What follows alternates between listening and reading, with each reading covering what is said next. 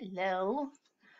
I'm going to start a new book, and it is a strange book. I'm borrowing it from an online library, as you can see. It is such a strange book, and I found it, and I was reminded that I read this as a little girl. I thought I imagined it. Look at this strange doll here. This is Miss Hickory. It's a very old book, and let me show you. Let's see here. Hold on just a moment. I am trying to see when it was published. Oh, yeah, look, 1946. So it is old. So I'm not sure how this will come off. So let's investigate and see what we think of this story. So this is a list of the characters. You can freeze this if you want to see it. I want to come across them as we read those. So I'll skip this for now. And let's make it bigger. And there is a picture of the doll named Miss Hickory. She's so weird looking. This is kind of fun. All right, let's see. Crow makes a call is chapter 1. Miss Hickory heard heavy footsteps clumping along the stones of the pasture, then approaching her lilac bush.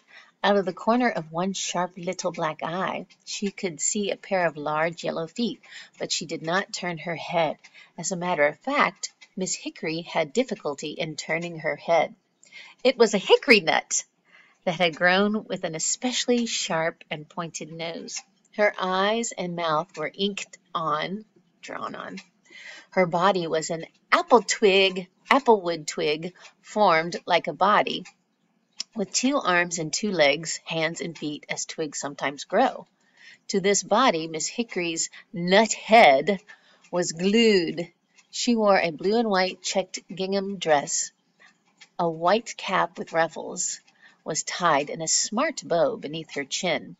Many persons looking first at Miss Hickory would have said that she was a country doll made by Miss Kettera, who kept the Notions store in Hillsborough, and given to Anne. But not to you and I. The tilt of her sharp little nose, her pursed mouth, and her keen eyes were not those of a doll. You and I would have known Miss Hickory as the real person that she was. The black shadow passed the doorsill of Miss Hickory's house. A coarse caw seemed intended to catch her attention, but she continued sweeping with her little broom that was made of pine needles. Isn't that cute? She had just finished her tea, and her acorn cup and saucer, neatly washed, stood on a shelf above the stove. A bed of discarded pullet's feathers, covered with a bright quilt of patched sumac leaves, was ready for pleasant dreams. Miss Hickory's house was made of corn cobs, notched neatly, fitted together and glued. It stood beneath the lilac bush that was so sweet and purple when in bloom, so thickly green and cheerful with birds all summer long. If one had to live in town, Miss Hickory had always said, take a house under a lilac bush.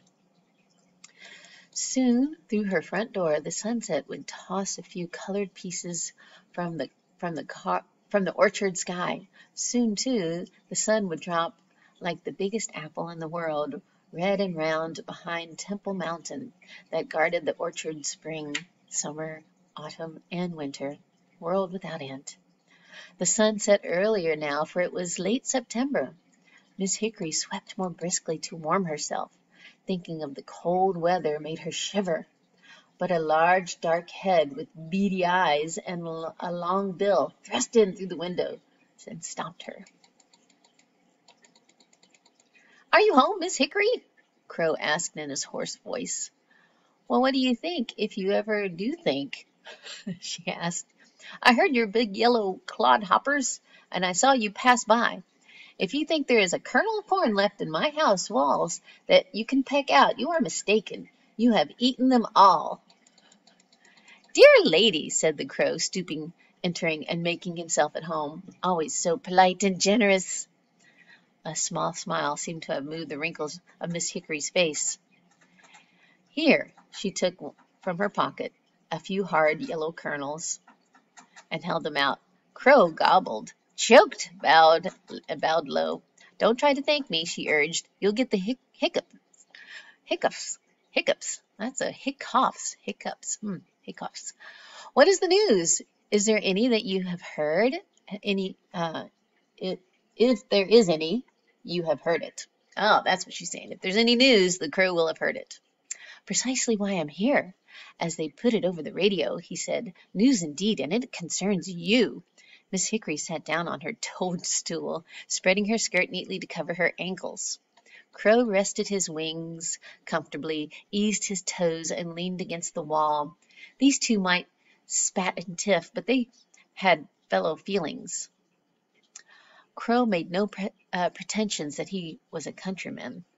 The earth owed him a living, and so he helped himself to cherries and corn.